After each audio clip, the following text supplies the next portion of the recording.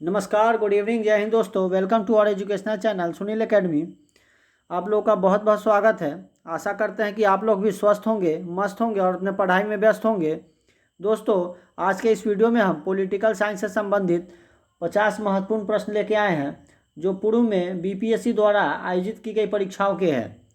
तो आइए शुरू करते हैं आज का इस सेशन को। आज का सेशन काफ़ी इम्पोर्टेंट है जो आगामी शिक्षक बहाली के लिए यह सारे प्रश्न काफ़ी महत्वपूर्ण हैं जो बार बार बीपीएससी द्वारा आयोजित की गई परीक्षाओं में पूछे गए हैं। तो दोस्तों आइए शुरू करते हैं आज का पहला प्रश्न। आज का पहला प्रश्न क्या कहता है कि संविधान का 26 जनवरी के दिन लागू करने का निर्णय इसलिए किया गया क्योंकि। ऑप्शन देख लेते हैं कि कांग्रेस ने इस तिथि को 1930 में स्वतंत्रता दिवस के रूप में मनाया था। ऑप्शन बी है, इस तिथि को 1942 में भारत छोड़ो आंदोलन प्रारंभ किया गया था। यह एक शुभ दिन था या उपयुक्त में से कोई नहीं। तो देखिए इसका राइट आंसर हो जाएगा ऑप्शन नंबर ए। कांग्रेस ने इस तिथि को 1930 में स्वतंत्रता दिवस के रूप में मनाया गया था। जब कांग्रेस का अधिवेशन लाहौर में हो रहा था 1929 में, तो उसी समय पूर्ण स्वराज की मांग की गई थी और स्वतंत्रता दिवस मनाया गया था। तो देखिए इसके बारे में और कुछ जानकारी देख लेते हैं। इसके बारे में थोड़ा डिटेल में देख लेते हैं। देखिए, भारतीय राष्ट्रीय कांग्रेस के लाहौर अधिवेशन दिसंबर 1929 में पूर्ण स्वराज की घोषणा की गई थी। 26 जनवरी 1930 को स्वतंत्रता दिवस के रूप में मनाए जाने का संकल्प लिया गया था और आज़ादी के पूर्व तक 26 जनवरी को स्वतंत्रता दिवस के रूप में मनाया जाता रहा। परंतु भारत 15 अगस्त 1947 को स्वतंत्र हो गया और तब से प्रत्येक वर्ष 15 अगस्त को स्वाधीनता दिवस के रूप में मनाया जाने लगा, जबकि स्वतंत्रता प्राप्ति के पश्चात 26 जनवरी की तिथि को अविस्मरणीय बनाने हेतु भारतीय संविधान को पूर्णतः 26 जनवरी 1950 को लागू किया गया और तब से प्रत्येक वर्ष 26 जनवरी को गणतंत्र दिवस के रूप में मनाया जाने लगा। तो यही कारण है कि जो संविधान का 26 जनवरी के दिन लागू करने का निर्णय किया गया। चलिए अगला प्रश्न देखते हैं। अगला प्रश्न है कि भारतीय संविधान में शामिल है 395 अनुच्छेद, 22 भाग या और 12 अनुसूचियाँ। 371 तो ये तो नहीं है, ये भी नहीं है। तो इसका राइट आंसर है ऑप्शन नंबर ए ही है कि 395 अनुच्छेद है, 22 भाग है और 12 अनुसूचियाँ है। पहले जो था ये 8 अनुसूचियाँ था, लेकिन 4 अनुसूची को बाद में बढ़ा दिया गया है और ये जो 22 भाग है ये भी पहले कम था, इसको भी बढ़ाया गया है। चलिए अगला प्रश्न देखते हैं। यह जो सारे प्रश्न है देखिए बीपीएससी द्वारा आयोजित की गई परीक्षाओं के प्रश्न हैं। यह बार बार प्रश्न पूछे जाते हैं, तो ये काफ़ी महत्वपूर्ण है आगामी शिक्षक बहाली के लिए, तो इसे ध्यान से देखिएगा। आइए अगला प्रश्न देखते हैं। इसके बारे में थोड़ा जानकारी और देख लेते हैं डिटेल में कि भारतीय संविधान में लगभग 450 से अधिक अनुच्छेद है, परंतु यह सभी मूल अनुच्छेदों के साथ उपखंड अर्थात क ख ग आदि के रूप में जुड़े हुए हैं। जैसे मूल जो है 395 अनुच्छेद है, लेकिन उसमें क्या क ख ग घ के रूप में उसमें और भी अनुच्छेद जो है वो जुड़ा हुआ है। देखिए संविधान के मूल पाठ में 22 भाग, 395 अनुच्छेद और 8 अनुसूचियाँ थी। संशोधन के द्वारा कुछ नए अनुच्छेद जोड़े गए और कुछ अनुच्छेद निकाले भी गए। नई अनुसूचियाँ भी जोड़ी गई और उनकी संख्या 8 से बढ़कर 12 हो गई। आइए आगे के प्रश्न देखते हैं। अगला प्रश्न है कि भारतीय संविधान की प्रस्तावना में समाजवादी शब्द किस संशोधन के तहत जोड़ा गया था। तो ये देखिए यह 42वें संशोधन के तहत समाजवादी शब्द को जोड़ा गया था। तो देखिए इसके बारे में थोड़ा जानकारी दिया गया है कि 42वें संविधान संशोधन अधिनियम 1976 द्वारा भारतीय संविधान की प्रस्तावना में समाजवादी, पंथनिरपेक्ष और अखंडता शब्द को जोड़ा गया था। तो जितना जो चीज़ जोड़ा गया था वो 42वें संविधान संशोधन द्वारा, और जो कुछ निकाला गया था या उसमें से छांटा गया था वो था 44वें संविधान संशोधन द्वारा। तो इसको थोड़ा ध्यान रखिएगा कि निकालने का कुछ पूछेगा तो मोस्टली चीज़ जो है 44वें संशोधन द्वारा निकाला गया था, और जब जोड़ा गया था तो वो था 42वें संविधान संशोधन द्वारा 1976 में हुआ था। अगला प्रश्न देखते हैं। प्रश्न 7 है कि एक नया राज्य बनाने में संवैधानिक संशोधन के लिए कैसा बहुमत चाहिए? साधारण, 2/3, 3/4, 2/3 एवं आधे राज्यों का अनुसमर्थन, या उपयुक्त में से कोई नहीं, या उपयुक्त में से एक से अधिक। तो ये देखिए, यह बीपीएससी द्वारा 2016 में प्रश्न पूछा गया था। तो सारे प्रश्न काफ़ी महत्वपूर्ण हैं, तो ध्यान से देखिएगा और समझिएगा कि एक नया राज्य बनाने में संवैधानिक संशोधन के लिए कैसा बहुमत चाहिए। तो इसका ऑप्शन है, इसका राइट आंसर है ऑप्शन नंबर ए, साधारण। साधारण जो है, साधारण बहुमत चाहिए एक नया राज्य बनाने के लिए। तो देखिए, इसके बारे में और भी थोड़ा जानकारी डिटेल में देख लेते हैं कि नए राज्यों के निर्माण के लिए संशोधन हेतु अनुच्छेद 368 के तहत विशेष प्रक्रिया संविधान संशोधन प्रक्रिया अपनाई नहीं जाती है। संसद साधारण बहुमत से नए राज्यों का निर्माण कर सकती है तथा संविधान के अनुच्छेद 4(2) के अनुसार इस प्रकार की विधि अनुच्छेद 368 के प्रयोजन के लिए संविधान का संशोधन नहीं समझ जाती है। देखिए, यह क्या कह रहा है कि नए राज्य के निर्माण के लिए हमें संविधान संशोधन प्रक्रिया की जरूरत नहीं पड़ती है। क्या करते हैं कि संविधान साधारण बहुमत से ही नए राज्यों का निर्माण कर सकती है। यही है इसका राइट आंसर, और ऑप्शन भी देखें हम लोग। चलिए आगे प्रश्न देखते हैं, बस थोड़ा समझ जाइएगा, ऐसे बहुत सारे प्रश्न जो है घुमा फिरा के पूछे जाते हैं। आइए अगला प्रश्न देखते हैं। प्रश्न 8 है, उन मौलिक अधिकारों का चयन करें जो भारतीय नागरिकों को प्राप्त है परंतु गैर नागरिकों को नहीं है। मतलब जो भारत के नागरिक हैं उनको प्राप्त है, परंतु जो विदेशी है, भारत छोड़ के अदर कंट्री के हैं, उनको नहीं प्राप्त है। तो भाषण एवं अभिव्यक्ति की स्वतंत्रता, कानून के समक्ष समानता, अल्पसंख्यकों के अधिकार, जीवन और स्वतंत्रता का संरक्षण। तो देखिए, इसका राइट आंसर है ऑप्शन नंबर ए, यानी 1 और 3। भाषण एवं अभिव्यक्ति की स्वतंत्रता जो है वो भारत के लोगों को ही है। कोई विदेशी आके यहाँ पे कुछ बोल के चला जाए तो वैसी आज़ादी नहीं है। और तीसरा है क्या कि अल्पसंख्यकों के अधिकार जो है वो भारत के लोगों के लिए ही है, बाहर के लोगों के लिए नहीं है। तो इसका राइट आंसर हो जाएगा 1 और 3। ठीक है, आइए इसके बारे में थोड़ा और देख लेते हैं कि भारतीय संविधान के भाग 3 में वर्णित मौलिक अधिकार अनुच्छेद 19 जो है भाषण एवं अभिव्यक्ति की स्वतंत्रता के बारे में दिया गया है। अनुच्छेद 19 में जो मौलिक अधिकार के अंतर्गत आता है भाग 3 में, उसमें दिया गया है कि आप भाषण दे सकते हैं या बोलने की व्यक्ति की अभिव्यक्ति की आज़ादी है, तो आप अभिव्यक्ति की स्वतंत्रता है। तथा अनुच्छेद 29 में क्या है कि 29 में बताया गया है कि अल्पसंख्यक वर्गों के हितों का संरक्षण मात्र भारतीय नागरिकों को प्राप्त है, यह गैर नागरिकों या विदेशी नागरिकों को नहीं प्राप्त है। 19 में क्या कहता है कि अनुच्छेद 19 में मतलब बोलने का अधिकार है, स्वतंत्रता का अधिकार है, परंतु और 29 में क्या है कि अल्पसंख्यक वर्गों के हितों का संरक्षण भारतीय नागरिकों को ही मिले, बाहर के नागरिकों को नहीं मिलता है। आइए अगला प्रश्न देखते हैं। प्रश्न 9 है,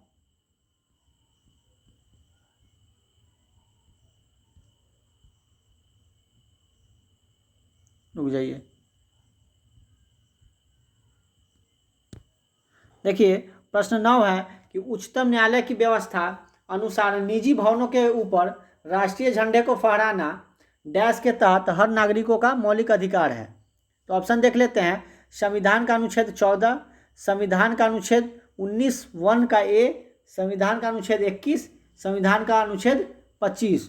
तो देखिए इसके बारे में और भी जानकारी दी गई है थोड़ा, तो इसको देख लेते हैं कि क्या कहता है कि उच्चतम न्यायालय की व्यवस्था के अनुसार निजी भवनों के ऊपर राष्ट्रीय झंडे को फहराना संविधान के अनुच्छेद 1A के तहत हर नागरिकों का मौलिक अधिकार है।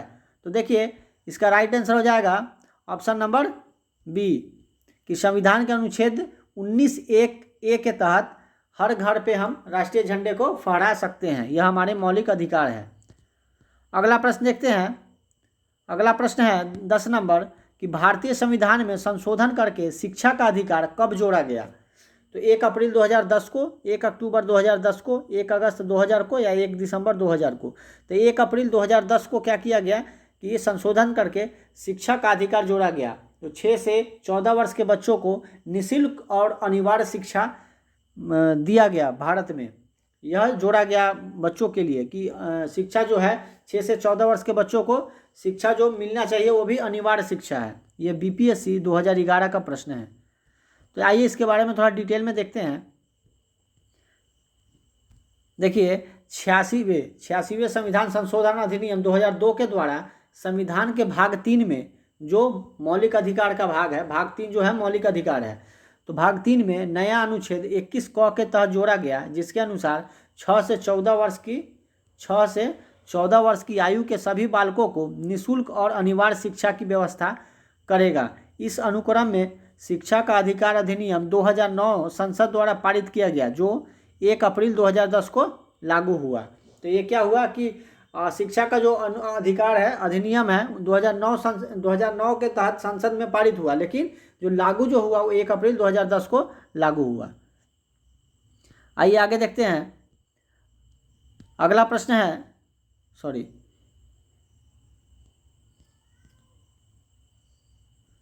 आइए इसके बारे में कुछ और जानकारी दी गई है कि भारतीय संविधान का अनुच्छेद 1901 क के अनुसार सभी नागरिकों को वाक् स्वतंत्रता है, अभिव्यक्ति स्वतंत्रता का अधिकार है, सूचना का जो अधिकार है अभिव्यक्ति के अधिकार में निहित है। सूचना का अधिकार है, किसी चीज़ के बारे में सूचना का हम ले सकते हैं, हमारा अधिकार है लेना, तो यह भी अभिव्यक्ति के अधिकार में निहित है, अतः यह मूल अधिकार है। इसके साथ ही सूचना का अधिकार मानवाधिकार भी है। शिक्षा का अधिकार भी 86वें संविधान संशोधन अधिनियम द्वारा मूल अधिकार है। इसी प्रकार विकल्प ए और सी दोनों सही है। आइए अगला प्रश्न देखते हैं।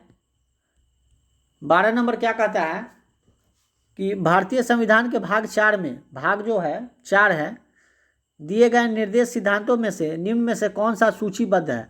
समान कार्य के लिए समान वेतन, समान नागरिक संहिता, छोटे परिवार का मानदंड, प्राथमिक स्तर पर मातृभाषा में शिक्षा। तो देखिए जो भारतीय संविधान का भाग 4 है, भाग 4 है नीति निर्देशक तत्व, और भाग 3 क्या है? मौलिक अधिकार से संबंधित है। तो इसके बारे में हम थोड़ा डिटेल में देख लेते हैं।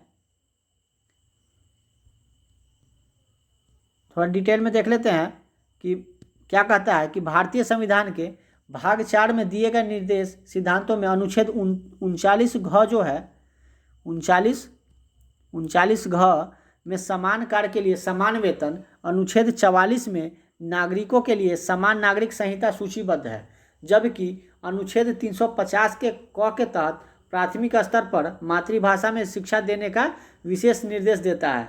हालांकि यह भाग 4 में उल्लेखित नहीं है, इसका प्रभाव भी निर्देशक तत्व जैसा ही है, परंतु यह राज्य द्वारा बाध्यकारी नहीं है। तो देखिए इसका राइट आंसर हो जाएगा कि समान कार्य के लिए समान वेतन, इसका ऑप्शन जो है अगले पृष्ठ में था जो इसमें नहीं है। तो देखिए 1 नंबर ऑप्शन इसका सही है। आगे देखते हैं। अगला प्रश्न है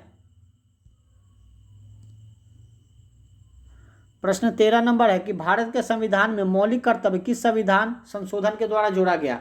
तो यह है 42वें संविधान संशोधन के द्वारा। यह देखिए 48वीं, 52वीं और फिर 48वीं बीपीएससी परीक्षा जो है इसके तहत, यह परीक्षा के तहत यह प्रश्न को पूछा गया प्रश्न है। तो यह सब प्रश्न काफ़ी महत्वपूर्ण है। तो ध्यान रखिएगा कि जब जोड़ा गया ना तो काफ़ी जो चीज़ है मूल कर्तव्य जो जोड़ा गया यह सब 42वें संविधान संशोधन में जोड़ा गया है। तो इसको थोड़ा ध्यान रखिएगा। 1976 में हुआ था, 1976 में 42वें संविधान संशोधन द्वारा मौलिक कर्तव्य को जोड़ा गया है। आइए अगला प्रश्न देखते हैं। देखिए इसके बारे में थोड़ा जानकारी दिया गया है कि भारत के नागरिकों के मूल कर्तव्यों का विवरण संविधान के भाग 4 क में अनुच्छेद 51 क के तहत, ये भाग 4 जो है भाग 4 में अनुच्छेद 51 क के तहत दिया गया है। इसे 42वें संविधान संशोधन 1976 द्वारा संविधान में जोड़ा गया था। आइए अगला प्रश्न देखते हैं। प्रश्न है कि भारत का राष्ट्रपति कितनी बार पुनः चुनाव के लिए पात्र होता है? तो तो 1 बार, 2 बार, 3 बार, कितनी बार भी। तो देखिए भारत के राष्ट्रपति बनने के लिए हम कितनी बार भी चुनाव लड़ सकते हैं, इसलिए इसके लिए कोई बाधा नहीं है कि 2 बार बनेगा, 1 बार बनेगा। ठीक है, तो इसको ध्यान रखिएगा कि भारत का अगर राष्ट्रपति बनना है तो हम कितनी बार भी बन सकते हैं। आइए अगला प्रश्न देखते हैं। इसके बारे में थोड़ा डिटेल में दिया गया है कि देख लीजिए कि भारतीय संविधान का अनुच्छेद 57 राष्ट्रपति के पुनर्निर्वाचन के लिए पुनर्निर्वाचन के लिए पात्रता के बारे में है। ये जो 57 है ना, अनुच्छेद 57, ये राष्ट्रपति के पुनर्निर्वाचन जो है उसके पात्रता के बारे में लिखा गया है इसमें। इसके अनुसार कोई भी व्यक्ति जो राष्ट्रपति के रूप में पद धारण करता है या कर चुका है, इस संविधान के अन्य उपबंधों के अधीन रहते हुए उस पद के लिए पुनर्निर्वाचन का पात्र होगा। इस प्रकार भारत का राष्ट्रपति कितनी भी बार पुनः चुनाव के पात्र होता है, मतलब कितनी बार चुनाव लड़ सकते हैं। आइए अगला प्रश्न देखते हैं।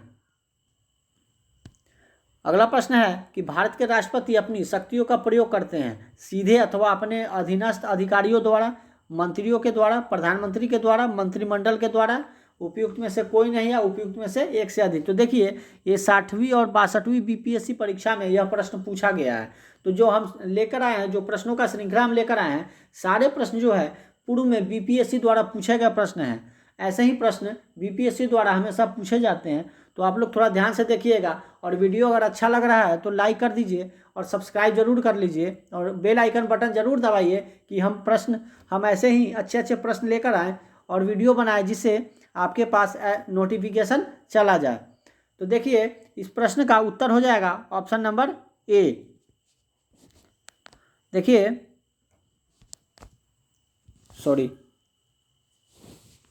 देखिए इस प्रश्न का जो है 15 नंबर प्रश्न का उत्तर जो है सीधे अथवा अपने अधीनस्थ अधिकारियों के द्वारा क्या कर सकता है, राष्ट्रपति अपनी शक्तियों का प्रयोग कर सकते हैं।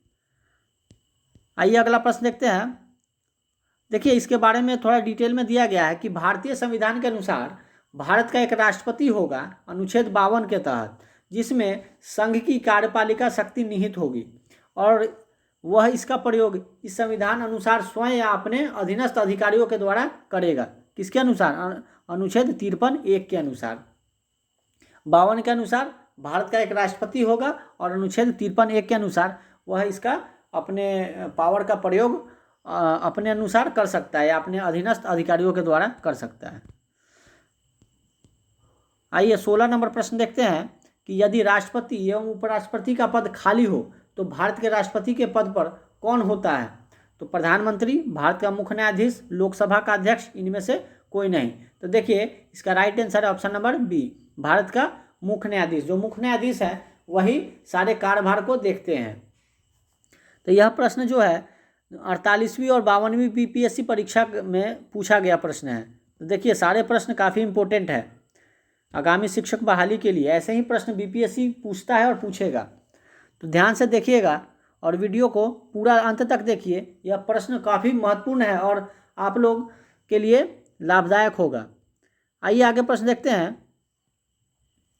आइए थोड़ा डिटेल में इसको देख लेते हैं कि अनुच्छेद 65 के अनुसार यदि मृत्यु, त्यागपत्र अथवा हटाए जाने की स्थिति में राष्ट्रपति का पद रिक्त हो जाए तो पद का कार्यभार उपराष्ट्रपति संभालेगा, तथा यदि किन्हीं कारणों से उपराष्ट्रपति भी अनुपलब्ध हो, मतलब वो भी नहीं हो, तो उच्चतम न्यायालय का मुख्य न्यायाधीश या उसके न रहने पर उसी न्यायालय का वरिष्ठतम न्यायाधीश जो है उस समय राष्ट्रपति के मतलब काम को, कृत्यों को संपादित करेगा। राष्ट्रपति उत्तराधिकार अधिनियम 1969 president discharge of function bill, इसी के तहत यह लागू किया गया हुआ है कि अनुच्छेद 65 के अनुसार मतलब अगर राष्ट्रपति न हो तो उपराष्ट्रपति संभालेंगे और उपराष्ट्रपति भी न हो तो फिर क्या कौन संभालेगा? तो वो उच्चतम न्यायालय के मुख्य न्यायाधीश। अगर उच्चतम न्यायालय के मुख्य न्यायाधीश भी ना हो तो उस न्यायालय में जो वरिष्ठ न्यायाधीश होंगे वो संभालेंगे।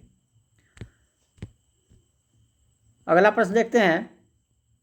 17 नंबर प्रश्न है कि श्रीमती प्रतिभा पाटिल का भारतीय गणतंत्र के राष्ट्रपति के रूप में क्रम कौन सा था? तो यह है 12वां। वह जब प्रतिभा देवी सिंह पाटिल बनी थी भारत की राष्ट्रपति तो वो जो है 12वें राष्ट्रपति बनी थी आज़ादी के बाद। तो देखिए यह भी प्रश्न जो है 48वें 52वीं बीपीएससी परीक्षा में पूछा गया प्रश्न है। आइए इसके बारे में थोड़ा और डिटेल में देख लेते हैं कि 19 जुलाई 2007 को भारतीय गणतंत्र के 13वें राष्ट्रपति चुनाव संपन्न हुए थे। 25 जुलाई 2007 को प्रतिभा देवी सिंह पाटिल ने व्यक्ति अनुसार देश के 12वें मतलब जो चुनाव हुआ था वह 13वां राष्ट्रपति चुनाव संपन्न हुआ था, लेकिन व्यक्ति के अनुसार देश के 12वें राष्ट्रपति के रूप में शपथ ग्रहण किए थे। 25 जुलाई 2022 से द्रौपदी मुर्मू जो है देश की 15वीं राष्ट्रपति है और पहली आदिवासी राष्ट्रपति है जिसका नाम है द्रौपदी मुर्मू। आइए अगला प्रश्न देखते हैं। अगला प्रश्न है प्रश्न 18 नंबर। क्या कहता है कि एक विधेयक जो संसद में प्रस्तुत किया जाता है कौन सी क्रिया के बाद अधिनियम बन जाता है? तो ऑप्शन देख लेते हैं। जब वह संसद के दोनों सदनों के द्वारा पारित हो जाता है, जब राष्ट्रपति अपनी सहमति दे देता है, जब प्रधानमंत्री इस पर हस्ताक्षर कर देता है, जब सर्वोच्च न्यायालय इसे केंद्रीय संसद के अधिकार क्षेत्र में होना घोषित करता है। तो देखिए इसका राइट आंसर है ऑप्शन नंबर बी। जब राष्ट्रपति अपनी सहमति दे देते हैं तो क्या हो जाता है, वह जो विधेयक जो है वह अधिनियम बन जाता है, क्योंकि उससे पहले लोकसभा और राज्यसभा से पारित हो चुका होता है। तो सबसे अंत में किसके पास जाता है, तो वो राष्ट्रपति के पास जाता है। तो आइए अगला प्रश्न देखते हैं। देखिए इसके बारे में दिया गया है कि संविधान के अनुच्छेद 111 में विधेयकों पर राष्ट्रपति की अनुमति से संबंधित उपबंध है। एक विधेयक जो संसद में प्रस्तुत किया जाता है वह अधिनियम तभी बन पाता है जब संसद के दोनों सदस्यों द्वारा पारित होने के बाद राष्ट्रपति उस पर हस्ताक्षर कर अपनी सहमति दे देता है। तो पहले मतलब जो दोनों सदनों में इस अधिनियम को इस विधेयक को ले जाया जाता है, वहाँ से जब पारित हो जाता है उसके बाद सबसे अंत में राष्ट्रपति के पास यह जाता है, राष्ट्रपति हस्ताक्षर कर देते हैं, तो यह क्या हो जाता है, अधिनियम बन जाता है। तो आइए इसके बाद अगला प्रश्न देखते हैं। प्रश्न 19 है कि 2022 के भारत के 16वें उपराष्ट्रपति चुनाव के लिए निर्वाचक मंडल में कितने सदस्य थे? तो यह थे 788। आइए देखते हैं इसके बारे में। 16वें उपराष्ट्रपति निर्वाचन हेतु निर्वाचक मंडल में शामिल सदस्य जो थे, राज्यसभा के 233 निर्वाचित सदस्य थे और 12 मनोनीत सदस्य थे। लोकसभा के 543 निर्वाचित सदस्य थे। दोनों सदनों को मिलाकर बने निर्वाचक मंडल में शामिल कुल 788 सदस्य थे। ठीक है, देखिए राज्यसभा में 233 जो है निर्वाचित सदस्य होते हैं और 12 जो होते हैं वो मनोनीत किए जाते हैं, लेकिन लोकसभा में 545 में से 543 निर्वाचित होते हैं और 2 सदस्य मनोनीत किए जाते हैं। आइए अगला प्रश्न देखते हैं। प्रश्न 20 है कि श्री मोहम्मद हामिद अंसारी का भारत के उपराष्ट्रपति के रूप में क्रमांक है 10वां, 11वां, 12वां या 13वां? तो देखिए इसका राइट आंसर हो जाएगा मोहम्मद हामिद अंसारी का भारत के उपराष्ट्रपति के रूप में व्यक्तिगत अनुसार क्रमांक है 12वां। जब वो हामिद अंसारी बने थे उपराष्ट्रपति तो 12वें उपराष्ट्रपति बने थे। वर्तमान में 14वें उपराष्ट्रपति कौन है? जगदीप धनखड़, जो अभी राज्यसभा के अध्यक्ष भी हैं। अच्छा बताइए लोकसभा के अध्यक्ष अभी कौन है? लोकसभा के जो है अध्यक्ष, ये तो राज्यसभा के जगदीप धनखड़ हो गए और लोकसभा के अध्यक्ष है ओम बिरला। ठीक है, ओम बिरला जो है वो लोकसभा के अध्यक्ष है और राज्यसभा के अध्यक्ष जो है जगदीप धनखड़ है, जो भारत के उपराष्ट्रपति के पद पे हैं। आइए अगला प्रश्न देखते हैं। 21 नंबर है कि राष्ट्रीय सुरक्षा समिति का प्रधान कौन होता है? जो राष्ट्रीय सुरक्षा समिति का प्रधान जो है वो कौन होता है? गृह मंत्री, प्रधानमंत्री, राष्ट्रपति या उपराष्ट्रपति? तो देखिए इसका right answer option number B, प्रधानमंत्री। यह भी प्रश्न जो है बीपीएससी में पहले 2 बार पूछा गया प्रश्न है। तो दोस्तों वीडियो को लाइक कर दीजिए, क्योंकि यह हम बहुत ही मेहनत से इस वीडियो को बनाते हैं आप लोगों के लिए। तो लाइक कीजिएगा तो हमें मोटिवेशन मिलेगा, ताकि और भी अच्छे अच्छे महत्वपूर्ण प्रश्न जो प्रीवियस ईयर में पूछे गए प्रश्न हैं और जो बाकी विषयों के हम लेकर आ जाएं और आप लोग के सामने प्रस्तुत करें। तो आइए अगला प्रश्न देखते हैं। 22 नंबर प्रश्न है कि भारत सरकार का कौन सा अधिकारी सदस्य न होते हुए भी भारतीय संसद की कार्यवाही में भाग लेने का अधिकार रखता है? तो यह है ऑप्शन नंबर 20 का राइट आंसर है अटॉर्नी जनरल। अटॉर्नी जनरल जो है वह वह अधिकारी जो है वो संसद का सदस्य न होते हुए भी भारतीय संसद की कार्यवाही में भाग ले सकता है। आइए इसके बारे में और भी दिया गया है थोड़ा डिटेल में, तो देखते हैं कि राष्ट्रपति द्वारा नियुक्त किए गए जाने वाले महान्यायवादी में वही योग्यता होनी चाहिए जो सर्वोच्च न्यायालय के न्यायाधीश के लिए आवश्यक है। भारत का महान्यायवादी संसद का सदस्य नहीं होता है, परंतु वह किसी भी सदन में, सदनों के किसी संयुक्त बैठक में और संसद की किसी समिति में बोल सकता है, भाग ले सकता है, किंतु अपना मत नहीं दे सकता है। अनुच्छेद 88 के तहत वह क्या कर सकता है, अपना मत नहीं दे सकता है, लेकिन वह भाग ले सकता है, बोल सकता है, लेकिन अपना मत नहीं दे सकता है। महान्यायवादी राष्ट्रपति के प्रसाद पर्यंत अपना पद धारण करता है, अनुच्छेद 76(4) के तहत। अतः राष्ट्रपति को उसे पदच्युत करने का अधिकार है। आइए अगला प्रश्न देखते हैं। प्रश्न है 23 नंबर कि एक गैर सदस्य के रूप में संसद के किस एक सदन की कार्यवाही में भाग ले सकता है? तो उपराष्ट्रपति, मुख्य न्यायाधीश, महान्यायवादी, मुख्य निर्वाचन आयुक्त। देखिए अभी हम लोग जाने हैं कि जो अटॉर्नी जनरल जो होता है वह ले सकता है, किसी भी सदन के किसी भी कार्यवाही में भाग ले सकता है, बोल भी सकता है, भाग भी ले सकता है, परंतु अपना मत नहीं दे सकता है। आइए अगला प्रश्न देखते हैं।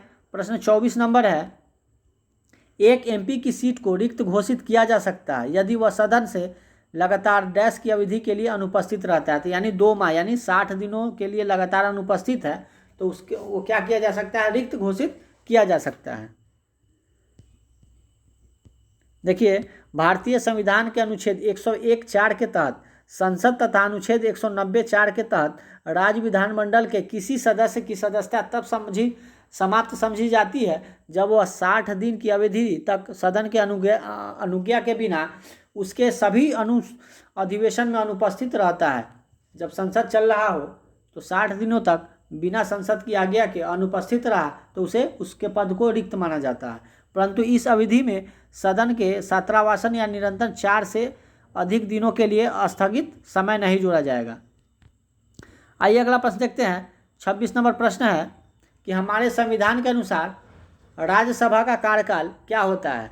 तो 2 वर्ष में एक बार समाप्त हो जाता है, प्रत्येक 5 वर्ष में समाप्त होता है, प्रत्येक 6 वर्ष में समाप्त हो जाता है। तो देखिए राज्यसभा का जो कार्यकाल होता है वो 6 वर्ष का होता है। राज्यसभा का जो कार्यकाल है 6 वर्ष है, और राज्यसभा जो है अस्थाई सदन है, यह कभी समाप्त नहीं होता है। इसका 1/3 जो है, राज्यसभा का 1/3 जो है रिक्त पद हमेशा 2 साल पे बदलते रहता है। जैसे अगर 6 लोग हैं, हम जैसे एक एग्जाम्पल बताते हैं कि जैसे देखिए एक सदन में 6 लोग हैं और राज्यसभा का जो कार्यकाल होता है 6 साल का होता है, तो ये क्या होता है इसमें कि प्रत्येक 2 साल पे 1/3 यानी 2 लोगों का जगह खाली होता है, फिर नए सदस्य आ जाते हैं हर 2 साल पे। फिर ये ख़त्म हुए तो फिर अगला 2 आ जाएगा, फिर ये ख़त्म हुए तो फिर अगला 2 इसके जगह पे नया आ जाएगा। तो देखिए प्रत्येक 2 वर्ष पे इसके 1/3 सदस्य हटते हैं और फिर जुड़ते हैं। देखिए दिया गया है कि अनुच्छेद 83(1) के अनुसार राज्यसभा का विघटन जो है नहीं होगा, अर्थात यह एक अस्थाई सदन है। इसके 1/3 सदस्य प्रत्येक 2 वर्ष के समाप्ति पर निवृत्त हो जाते हैं। इस प्रकार राज्यसभा के सदस्य का कार्यकाल 6 वर्ष होता है। देखिए अगला प्रश्न है कि 27 नंबर प्रश्न है कि किस सभा का अध्यक्ष उसका सदस्य नहीं होता है? जो अध्यक्ष जो होता है, जैसे लोकसभा का जो अध्यक्ष होता है उसी सदन का सदस्य होता है, तो किस सभा का जो अध्यक्ष है वो उसका सदस्य नहीं होता है? तो राज्यसभा, लोकसभा, विधानसभा, विधान परिषद। तो देखिए राज्यसभा का जो अध्यक्ष होता है वो उपराष्ट्रपति होता है, वो उसके सदन का नहीं होता है। आइए अगला प्रश्न देखते हैं। इसके बारे में दिया गया है कि राज्यसभा का पदेन सभापति उपराष्ट्रपति होता है और वह राज्यसभा का सदस्य नहीं होता है, परंतु उसका निर्वाचन संसद के दोनों सदनों के सदस्यों द्वारा होता है। संविधान के अनुच्छेद 89(1) एवं अनुच्छेद 64 के अनुसार वह राज्यसभा का पदेन सभापति होता है। देखिए राज्यसभा के जो सभापति है यानी अध्यक्ष है अभी जगदीप धनखड़ जो है वो राज्यसभा के अभी पदेन अध्यक्ष है। तो इनका जो उपराष्ट्रपति का चुनाव कैसे होता है, लोकसभा के सारे सदस्य और राज्यसभा के सारे सदस्य, ये राज्यसभा और ये लोकसभा सब मिलके उपराष्ट्रपति का चयन करता है। आइए अगला प्रश्न देखते हैं। प्रश्न 28 है कि राज्यसभा का पदेन अध्यक्ष कौन होता है, तो ये उपराष्ट्रपति होता है। आइए 29 नंबर है कि लोकसभा में सामान्यतः कितने सत्र होते हैं, तो ये 3 सत्र होते हैं। आइए इसके बारे में और डिटेल देख लेते हैं कि तीनों कौन कौन होते हैं। देखिए कि भारत के संविधान के अनुच्छेद 85 में संसद के सत्र सत्रावास और विघटन का प्रावधान है। इसके अंतर्गत राष्ट्रपति को संसद के प्रत्येक सदन का समय समय पर सत्र बुलाने की शक्ति दी गई है, परंतु राष्ट्रपति द्वारा संसद का सत्र इस प्रकार बुलाया जाना चाहिए कि एक सत्र की अंतिम बैठक और आगामी सत्र की प्रथम बैठक के बीच 6 माह से अधिक का अंतर न हो। दूसरे शब्दों में हम देख सकते हैं कि एक वर्ष में संसद का कम से कम 2 सत्र बुलाया जाना चाहिए। 3 सत्र होता है लेकिन कम से कम 2 सत्र बुलाया जाना चाहिए एक साल में, क्योंकि 6 माह से ज़्यादा का अंतर नहीं होना चाहिए। देखिए वैसे भारत में लोकसभा की एक वर्ष में सामान्यतः निम्न 3 सत्र बुलाए जाते हैं। एक बजट सत्र जो फरवरी से मई तक चलता है, दूसरा है मानसून सत्र जो जुलाई से अगस्त तक चलता है, और एक है शीतकालीन सत्र जो नवंबर दिसंबर में चलता है। अभी जो सत्र है मानसून सत्र अभी चल रहा है, अभी जो कार्यकाल चल रहा है राज्यसभा और लोकसभा का वो है मानसून सत्र। देखिए अगला प्रश्न है 31 नंबर कि धन विधेयक पेश किया जाता है केवल लोकसभा में, केवल राज्यसभा में, लोकसभा व राज्यसभा दोनों में, लोकसभा व राज्यसभा दोनों के संयुक्त सत्र में। तो देखिए इसका राइट आंसर है कि धन विधेयक जो है वो लोकसभा में ही पेश किया जाता है। धन विधेयक को लोकसभा में प्रवेश किया जाता है, उसको राज्यसभा में नहीं करते हैं।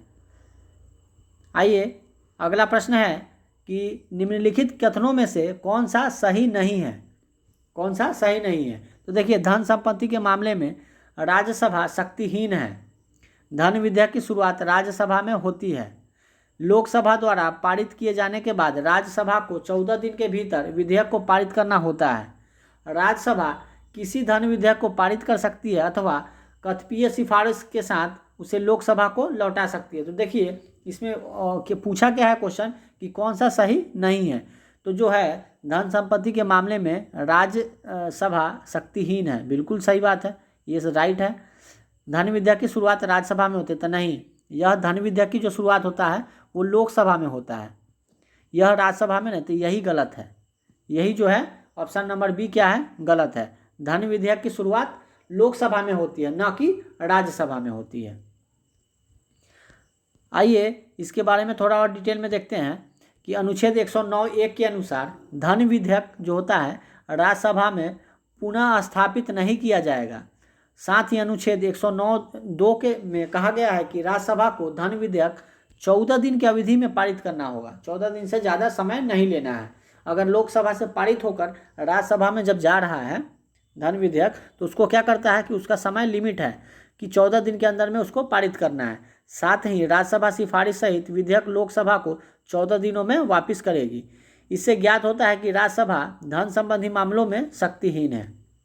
धन विधेयक के मामले में लोकसभा में ही होता है, धन विधेयक के मामले में राज्यसभा में कोई भी काम नहीं होता है।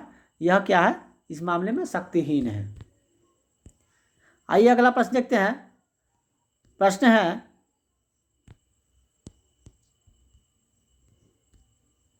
कि निम्नलिखित में से क्या संविधान की 11वीं अनुसूची में शामिल नहीं है। तो 11वीं अनुसूची में कौन कौन शामिल है? पुस्तकालय शामिल है, ईंधन और चारा शामिल है, तकनीकी प्रशिक्षण शामिल है, ग्रामीण खेल शामिल है। उपयुक्त में से कोई नहीं है, उपयुक्त में से एक से अधिक। तो देखिए इसका राइट आंसर हो जाएगा ऑप्शन नंबर सी। इसमें पूछ रहा है कि 11वीं अनुसूची में कौन शामिल नहीं है, तो जो ग्रामीण खेल है यह 11वीं अनुसूची में शामिल नहीं है। बाकी जो पुस्तकालय शामिल है, ईंधन और चारा भी शामिल है, तकनीकी जो प्रशिक्षण है ये भी शामिल है। तो इसका राइट आंसर हो जाएगा ऑप्शन नंबर ई, उपयुक्त में से एक से अधिक। आइए अगला प्रश्न देखते हैं। देखिए इसके बारे में दिया गया है कि संविधान की 11वीं अनुसूची में पंचायत का उल्लेख किया गया है। उसमें कुल 29 विषय शामिल है। पुस्तकालय, ईंधन और चारा, तकनीकी प्रशिक्षण और व्यावसायिक शिक्षा, पेयजल, ग्रामीण आवासन, लघुवन उपज, मत्स्य उद्योग इत्यादि विषय इसमें शामिल है। लेकिन ग्रामीण खेल जो है का उल्लेख 11वीं अनुसूची में नहीं है। आइए अगला प्रश्न देखते हैं। प्रश्न है, किस राज्य में पंचायत व्यवस्था नहीं है? किस राज्य में पंचायत व्यवस्था नहीं है? तो देखिए, नागालैंड, मिजोरम, मेघालय, ये तीनों में पंचायत व्यवस्था नहीं है। केरल में पंचायत व्यवस्था है। तो यहाँ पूछ रहा है कि किस राज्य में पंचायत व्यवस्था नहीं है, तो ऑप्शन 3 हो जाएगा। तो इसलिए राइट आंसर हो जाएगा ऑप्शन नंबर ई, उपयुक्त में से एक से अधिक। देखिए, यह 67वीं बीपीएससी में पूछा गया प्रश्न है कि पंचायत जो व्यवस्था है नागालैंड, मेघालय और मिजोरम में नहीं है। देखिए, इसके बारे में डिटेल में दिया गया है कि भारतीय संविधान का अनुच्छेद 243 के तहत खंड 2 में के अनुसार पंचायत जो संबंधी है प्रावधान नागालैंड, मेघालय और मिजोरम राज्य तथा मणिपुर राज्य के ऐसे पर्वतीय क्षेत्रों में जहां पे जिला परिषद विद्यमान है लागू नहीं होगा। अतः इस प्रश्न का उत्तर ई है। आइए आगे प्रश्न देखते हैं। अगला प्रश्न है कि लोक लेखा समिति अपनी रिपोर्ट प्रस्तुत करती है, किसको प्रस्तुत करती है?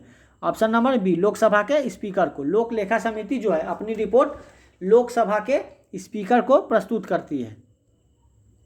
आइए अगला प्रश्न देखते हैं। देखिए, इसके बारे में थोड़ा डिटेल में दिया गया है कि लोक लेखा समिति जो है पब्लिक अकाउंटेंट कमेटी जो है इसके द्वारा अपने रिपोर्ट जो है लोकसभा स्पीकर को प्रस्तुत की जाती है। लोक लेखा समिति लोक व्ययों पर नियंत्रण रखने वाली एक संसदीय समिति है। इसमें लोकसभा के 15 और राज्यसभा के 7 सदस्य समेत कुल 22 सदस्य होते हैं। किसमें? लोक लेखा समिति में कितने सदस्य शामिल होते हैं? तो 22 सदस्य, जिसमें 15 सदस्य राज्यसभा के होते हैं और 7 सदस्य जो होते हैं लोकसभा के 15 सदस्य होते हैं और 7 सदस्य जो होते हैं वो राज्यसभा के होते हैं। इसका उद्देश्य लोक व्यय के दुरुपयोग एवं अनियमितता को सदन के समक्ष उजागर करना होता है। यह उन लोक प्राधिकारियों के विरुद्ध कार्रवाई की सिफारिश करती है जो व्यय के दुरुपयोग हेतु उत्तरदायी पाए जाते हैं। देखिए, समिति नियंत्रक एवं महालेखा परीक्षक की रिपोर्ट को आधार मानकर लोक व्ययों का प्रतिपरीक्षण करती है। सामान्यतः विपक्ष के लोकसभा सदस्य को इसका अध्यक्ष नियुक्त किए जाने की प्रथा 1967-68 से है। लोक लेखा समिति के अध्यक्ष की नियुक्ति लोकसभा के अध्यक्ष द्वारा की जाती है। देखिए कि लोकसभा जो लोक लेखा समिति है अपना जो रिपोर्ट है वो लोकसभा स्पीकर के पास पहुंचाती है, उसी के पास सौंपती है। और जो लोक लेखा समिति को नियुक्ति करता है तो वो लोकसभा सदस्य के स्पीकर जो है अध्यक्ष है वही करते हैं। तो इसीलिए अपना जो काम उन्हीं के पास करती है। जैसे देखिए कि हम किसी व्यक्ति को काम पे रखें तो ये जो काम करेगा तो हम ही को बताएगा ना, वैसे ही इसमें भी है कि यह लोकसभा स्पीकर है और ये लोक लेखा समिति है, तो ये अपना काम करती है और इन्हीं को क्या रिपोर्ट सौंपती है। आइए अगला प्रश्न देखते हैं। प्रश्न है, निम्नलिखित कथनों में से कौन एक सही नहीं है? सर्वोच्च न्यायालय का गठन 1950 में हुआ था। सर्वोच्च न्यायालय देश की उच्चतम अदालत है जिसमें अपील की जाती है। सर्वोच्च न्यायालय कोर्ट मार्शल को छोड़ अन्य किसी भी उच्च न्यायालय अदालतों की सुनवाई कर सकती है। सर्वोच्च न्यायालय कोर्ट मार्शल के साथ अन्य किसी भी उच्च न्यायालय अदालतों की सुनवाई कर सकता है। तो देखिए इसका राइट आंसर है ऑप्शन नंबर सी। यहाँ बोला गया है कि निम्नलिखित कथनों में से कौन सा एक सही नहीं है, तो ये जो है यही सही नहीं है। यह क्या है? सही नहीं है, क्योंकि सर्वोच्च न्यायालय का गठन 1950 में हुआ था। सर्वोच्च न्यायालय देश की उच्चतम अदालत है जिसमें सारे लोग अपील कर सकते हैं जो हाई कोर्ट से रिजेक्ट होते हैं। सर्वोच्च न्यायालय कोर्ट मार्शल को छोड़कर अन्य किसी भी उच्च न्यायालय अदालतों को सुनवाई कर सकता है। तो ये क्या है? कोर्ट मार्शल को भी करता है। ठीक है, तो इसलिए यह गलत है। देखिए सशस्त्र सेना न्यायाधिकरण अधिनियम जो है 2007 के प्रावधान के अनुसार कोर्ट मार्शल की अपील सर्वोच्च न्यायालय में की जा सकती है। आइए अगला प्रश्न देखते हैं। प्रश्न 36 है कि राज्य सरकार का कार्यकारी अध्यक्ष यानी संवैधानिक प्रमुख कौन होता है? तो ये राज्यपाल होता है। राज्य सरकार मतलब राज्य में क्या होता है, जैसे संघ में क्या होता है, यानी केंद्र में राष्ट्रपति होते हैं, वैसे ही राज्यों में राज्यपाल होते हैं। तो वही क्या है, राज्य सरकार के कार्यकारी अध्यक्ष जो है, संवैधानिक प्रमुख जो होते हैं वो राज्यपाल होते हैं। आइए अगला प्रश्न देखते हैं। देखिए इसके बारे में दिया गया है कि संविधान का अनुच्छेद 154(1) के अनुसार राज्य के कार्यपालिका शक्ति राज्यपाल में निहित होगी, जिसका प्रयोग वह इस संविधान के अनुसार स्वयं या अपने अधीनस्थ अधिकारियों के द्वारा करेगा। जैसे राष्ट्रपति करते हैं वैसे ही राज्यपाल राज्यों में करते हैं, राष्ट्रपति पूरा देश में करते हैं। आइए अगला प्रश्न देखते हैं। प्रश्न 34 है कि एक उच्च न्यायालय का न्यायाधीश अपना त्यागपत्र संबोधित करता है, किसको देता है? राष्ट्रपति को, भारत के मुख्य न्यायाधीश को, उसके राज्य के उच्च न्यायालय के मुख्य न्यायाधीश को, या राज्य के राज्यपाल को। तो एक उच्च न्यायालय मतलब एक उच्च न्यायालय का जो न्यायाधीश है अपना त्यागपत्र किसको देगा? तो वो देगा राष्ट्रपति को। ठीक है, आइए अगला प्रश्न देखते हैं।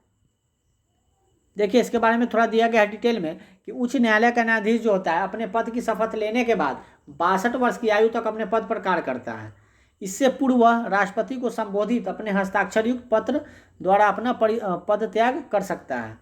2017(1) को साथ ही उसे सिद्ध कदाचार या असमर्थता के आधार पर संसद के दोनों सदनों द्वारा अलग अलग अपने कुल बहुमत से जो उपस्थित हैं एवं मतदान करने वाले सदस्यों को 2/3 द्वारा पारित प्रस्ताव से राष्ट्रपति द्वारा पदमुक्त किया जा सकता है। आइए अगला प्रश्न देखते हैं। प्रश्न है कि भारत में चलित न्यायालय यानी मोबाइल कोर्ट का मानस पुत्र है, कौन है? न्यायमूर्ति भगवती श्री राजीव गांधी, डॉक्टर APJ अब्दुल कलाम या श्रीमती प्रतिभा देवी सिंह पाटिल।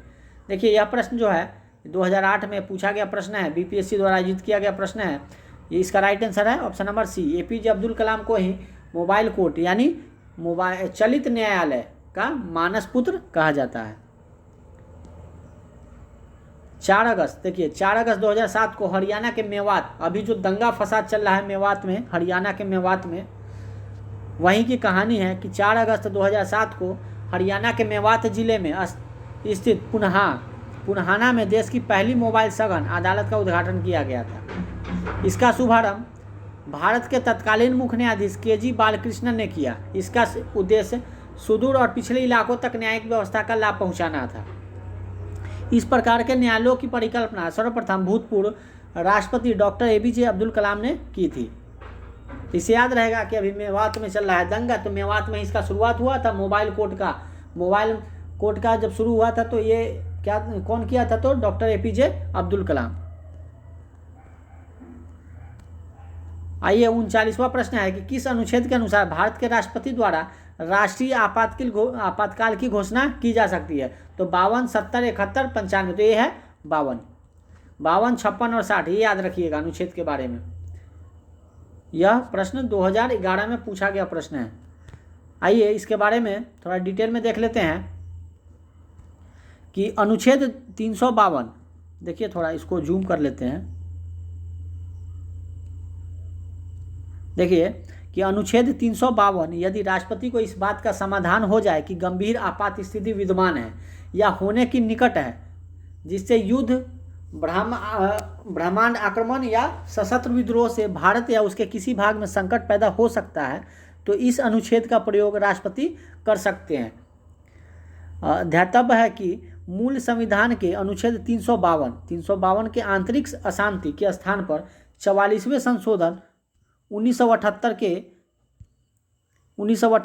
से सशस्त्र विद्रोह प्रतिस्थापित किया गया है। अनुच्छेद 355 जो 355 जो है 352 के तहत राष्ट्रपति द्वारा क्या किया, जब आपात की स्थिति उनका अनुभव हो कि देश में संकट गहरा है, होने वाला है, तो वो क्या कर सकते हैं? 352 के तहत आपातकाल का घोषणा कर सकते हैं।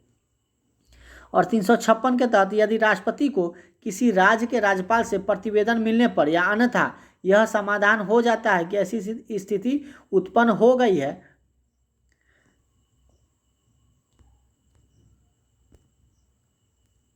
देखिए हम देख रहे हैं कि अनुच्छेद 356 के तहत यदि राष्ट्रपति को किसी राज्य के राज्यपाल से प्रतिवेदन मिलने पर, अगर कोई किसी राज्य का राज्यपाल प्रतिवेदन देता है कि हमारे राज्य में संकट गहरा होता जा रहा है, इसके बारे में दिया गया है, या अन्यथा यह समाधान हो जाता है कि ऐसी स्थिति उत्पन्न हो गई है जिससे उस राज्य का शासन इस संविधान के संबंधों उपबंधों के अनुसार नहीं चलाया जा सकता है, तो राष्ट्रपति इस अनुच्छेद का प्रयोग करके राज्य में राष्ट्रपति शासन लगा सकता है। राज्य में राष्ट्रपति शासन 356 अनुच्छेद 356 के अनुसार लगा सकता है, और देश में जो है 352 के अनुसार राष्ट्रपति, देश में क्या है 352 के अनुसार राष्ट्रपति को अनुभव हो या उनको अनुभव हो कि देश में संकट आने वाला है या किसी चीज़ का खतरा है, किसी दूसरे देश का आक्रमण होने वाला है, तो 352 के अनुच्छेद के तहत वह देश में आपातकाल की स्थिति घोषणा कर सकते हैं। और 356 के तहत क्या होता है कि राज्य में 356 के तहत अगर किसी राज्य का राज्यपाल जो है वो प्रतिवेदन देता है राष्ट्रपति को कि ऐसा ऐसा गहरा स्थिति यहाँ उत्पन्न हो गया है कि स्थिति गंभीर है, तो वहाँ पे उस राज्य में राष्ट्रपति शासन लगाया जा सकता है। और 360 के बारे में भी दिया गया है, देख लीजिए कि 360 जो है अनुच्छेद, यदि राष्ट्रपति को यह समाधान हो जाए कि ऐसी स्थिति पैदा हो गई है जिसे भारत या उसके किसी भाग का वित्तीय स्थायी संकट में है, तो वह वित्तीय आपातकाल की घोषणा कर सकता है। वित्तीय आपातकाल की घोषणा 360 के तहत कर सकता है। राज्य में राष्ट्रपति शासन 356 के तहत लग सकता है, और 352 के तहत पूरा देश में आपातकाल की घोषणा हो सकती है। चलिए आइए अगला प्रश्न देखते हैं।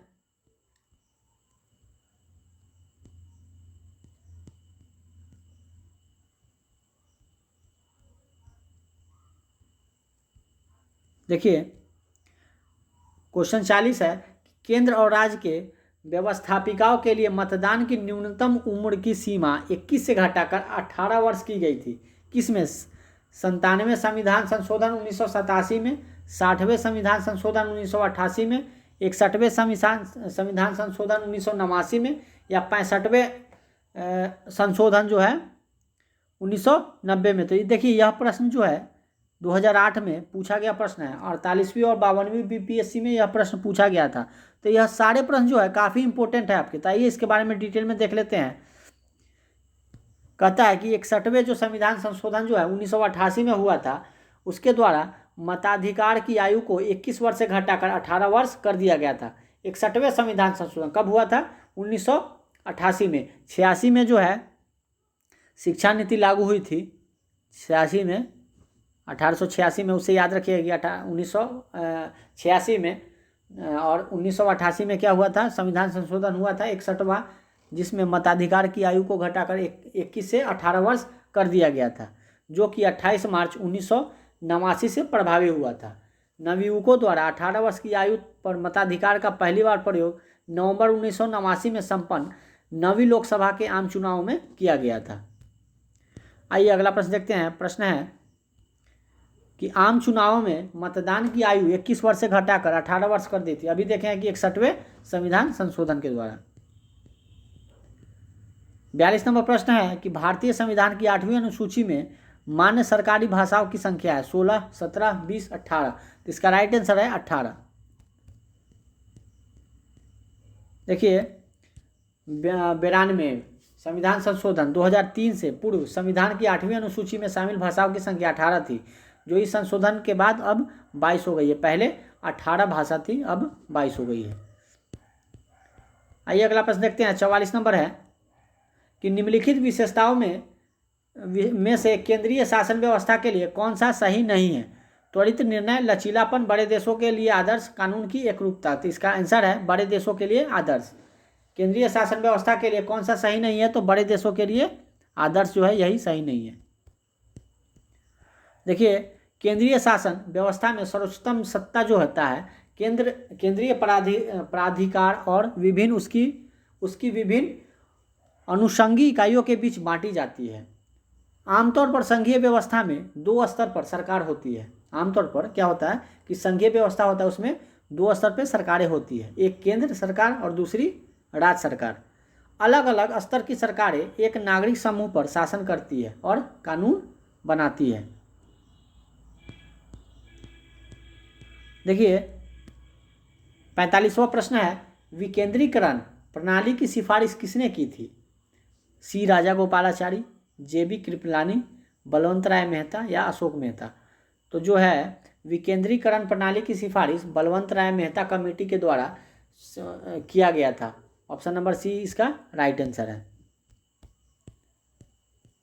देखिए सर्वप्रथम बलवंत राय मेहता ने नवंबर 1957 में जब दूसरा कौन सा पंचवर्षीय योजना 1957 से 61 तक रहा था, तो सर्वप्रथम बलवंत राय मेहता ने नवंबर 1957 में पंचायती राज पर अपनी सिफारिश प्रस्तुत की, जिसमें उन्होंने प्रजातांत्रिक विकेंद्रीकरण की सिफारिश की थी। इसके अनुसार 3 स्तरों पर पंचायती राज संस्थाओं का गठन होना था, जिला स्तर पे, ब्लॉक स्तर पे और ग्राम स्तर पे। देखिए अगला प्रश्न है कि निम्न में से कौन संयुक्त राष्ट्र की सुरक्षा परिषद का अस्थायी सदस्य नहीं है। तो जर्मनी जो है वो संयुक्त राष्ट्र संघ में सुरक्षा परिषद का अस्थायी सदस्य नहीं है। बाकी फ्रांस, ग्रेट ब्रिटेन और चीन जो है वो अस्थायी सदस्य है, पर जर्मनी जो है अस्थायी सदस्य नहीं है। देखिए अगला प्रश्न है कि किस देश के सरकारी रिपोर्ट को येलो बुक कहा जाता है। किस देश के सरकारी रिपोर्ट को येलो बुक कहा जाता है। तो ये फ्रांस के जो सरकारी रिपोर्ट जो दिया जाता है उसको येलो बुक यानी पीला किताब कहा जाता है। आइए अगला प्रश्न देखते हैं। अगला प्रश्न है कि भारतीय संविधान को संविधान द्वारा अंगीकृत किया गया कब किया गया था। 26 नवंबर 1949, 15 अगस्त 1949, 2 अक्टूबर 1949 या 15 नवंबर 1949। तो देखिए संविधान बन के पूरा तैयार हो गया था 26 नवंबर 1949 को, लेकिन लागू कब हुआ तो 26 जनवरी 1950 को। इसलिए 26 जनवरी 1950 को लागू किया गया क्योंकि 1929 में लाहौर का अधिवेशन हुआ था, उसमें क्या हुआ था, पूर्ण स्वराज की स्थापना की गई थी और उसी दिन स्वतंत्रता दिवस मनाया गया था 26 जनवरी को। इसलिए यह 26 नवंबर 1949 को संविधान द्वारा अंगीकृत किया गया था संविधान को, लेकिन लागू किया गया था 26 जनवरी 1950 को। इसको याद रखिएगा कि बन के तैयार हो गया था 26 नवंबर 1949 को, लेकिन लागू हुआ था 26 जनवरी 1950 को। देखिए इसके बारे में दिया गया है कि भारतीय संविधान की उद्देश्य का प्रस्तावना जो है उल्लेख किया गया है उसमें कि 26 नवंबर 1949 को भारत के लोगों में संविधान को अंगीकृत, अधिनियमितता और आत्मार्पित किया, मतलब समर्पण कर दिया। संविधान को अपनाने, उसके पूर्ण होने, पारित होने तथा इसके अंतिम रूप देने की तारीख को 26 नवंबर 1949 को ही माना जाता है।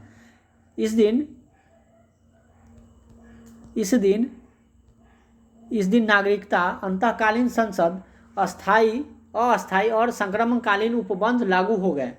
संविधान के शेष उपबंध जो है 26 जनवरी 1950 को प्रभावी हुए। अतः संविधान के पूर्ण रूप से लागू होने तथा पूर्ण रूप से क्रियान्वित होने का तिथि 26 जनवरी 1950 को ग्रहण करते हैं। देखिए आज का अंतिम प्रश्न है कि भारतीय संविधान दिवस कब मनाया जाता है। 26 अक्टूबर को, 26 नवंबर को, 26 जनवरी को या 15 अगस्त को। तो देखिए भारतीय संविधान दिवस जो है 26 नवंबर को मनाया जाता है। यह मत कर दीजिएगा कि 26 जनवरी मार दीजिएगा। 26 नवंबर को ही बन के तैयार हो गया था और रिपोर्ट सौंपी गई थी और सभी के द्वारा उसको मतलब पारित कर दिया गया था, लेकिन लागू हुआ था 26 जनवरी 1950 को। तो इसलिए इसका राइट आंसर है 26 नवंबर 1949। यह प्रश्न जो है 60वीं और 62वीं बीपीएससी परीक्षा में पूछी गई प्रश्न है। तो यह प्रश्न काफ़ी इम्पोर्टेंट है शिक्षक बहाली के लिए और ऐसे ही प्रश्न पूछे जाएंगे। तो आज के सेशन में इतना ही। फिर इस सेशन को आगे अगले वीडियो में चालू रखेंगे। आज का वीडियो कैसा लगा आपको हमें बताइए, कमेंट कीजिए और वीडियो को लाइक कीजिए, सब्सक्राइब कीजिए और बेल आइकन घंटी को ज़रूर बजाइए ताकि नोटिफिकेशन आपके पास, हम वीडियो जब भी डालें तो आपके पास चला जाए। आज के लिए इतना ही। मिलते हैं अगले वीडियो में नए सेशन में। इस प्रश्न को आगे और बढ़ाएंगे। पॉलिटिकल साइंस का जो प्रश्न है यह और भी प्रीवियस क्वेश्चन हम लेकर आएंगे अगले सेशन में। तो आज के लिए धन्यवाद।